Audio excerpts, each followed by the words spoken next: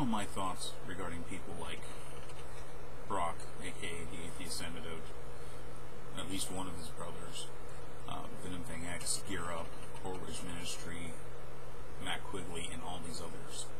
These apologists that aren't just your standard apologists, but these are the ones that aren't simply there to defend their faith, but they're actually outright attacking science, atheism, non-believers, other religions, etc. What they have, they do a couple things. Number one, they're just outright dishonest. Examples can flow so easily. We have plagiarism by most of these people. We have the quote mining, taking quotes out of context to make other people appear to have said something they didn't say. We have misrepresentation of a person's position, the straw man argument. We have, just outright lying about events and occurrences.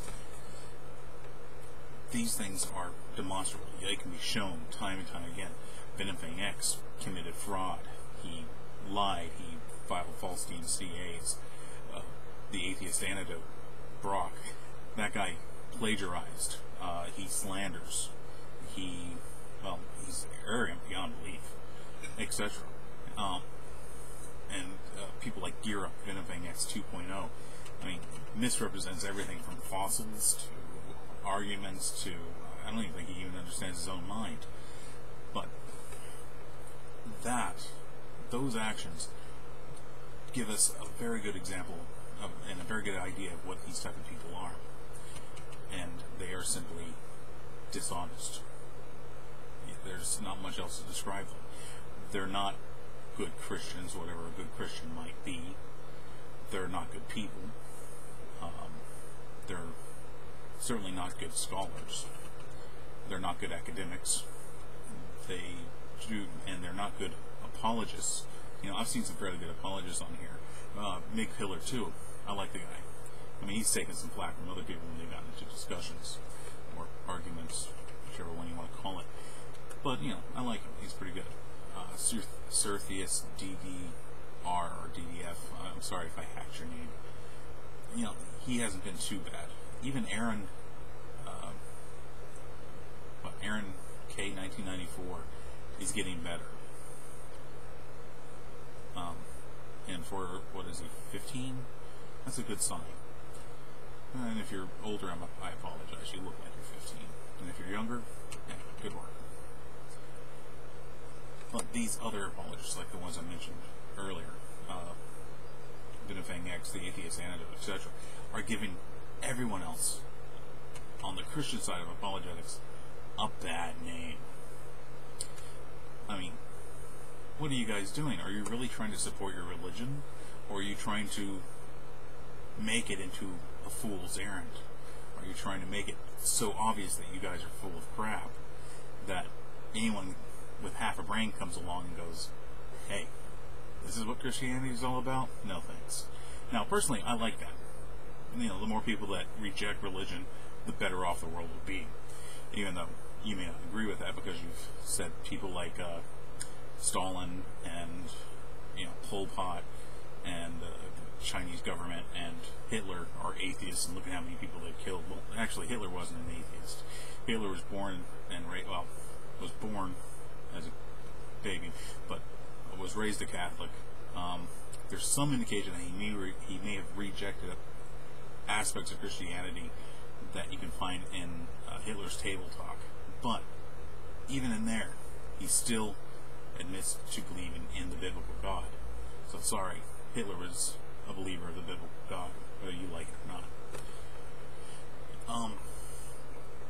If we take a look at these people in these governments that have committed these atrocities and killed thousands of people like you've claimed, what do we see?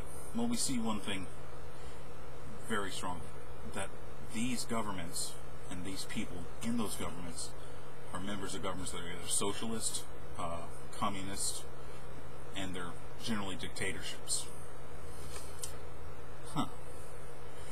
Now, if we look at the rest of the world that has secular or atheistic secular type governments such as America, the Netherlands, Sweden, France, Britain, etc., we see none of those things happening. Why? Because, why do we see that? I'll tell you why. Because they're democratic or vote-based political systems where people get to vote for their leaders. So the difference isn't between atheism and religion in regards to people like Pol Pot and Stalin and Hitler. The difference is in relation to their socio-political views, their socio-political philosophies. It isn't their atheism that causes this.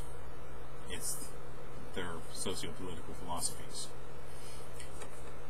So, when you claim that these secular governments, atheistic secular governments, are responsible for these events because of their atheism, well, you're providing us with a non sequitur. It does not follow, because we can look to other atheistic secular governments and see none of that occurring. Indeed, see some of the freest countries on the planet having atheistic secular governments and having the majority of, and their population being the majority atheist, or at least non-believer.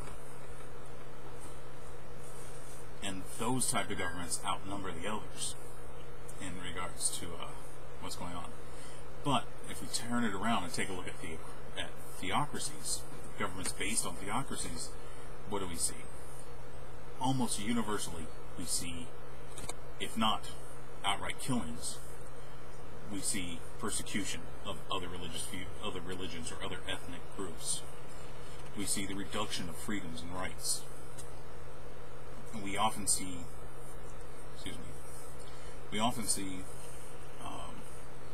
the lack of freedom, the lack of equality for women in those cultures. Theocracies breed intolerance, bigotry, sexism, and, well, the loss of rights.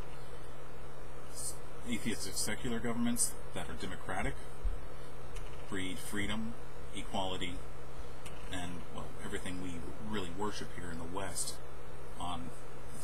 in our government, and, makes us proud to be an American. Surprisingly, the communistic governments and the socialist governments are almost identical to the theocratic governments. I wonder why. It's because they've replaced the state and the dogma of the state with religion and the dogma of that religion. So in truth,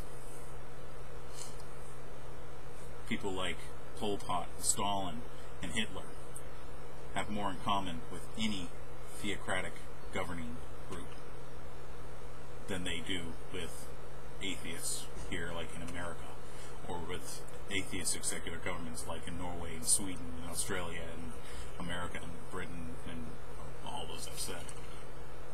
So, Brock, take that one to the bank, because you might actually make money with that. What you selling, I wouldn't buy it to line a litter box.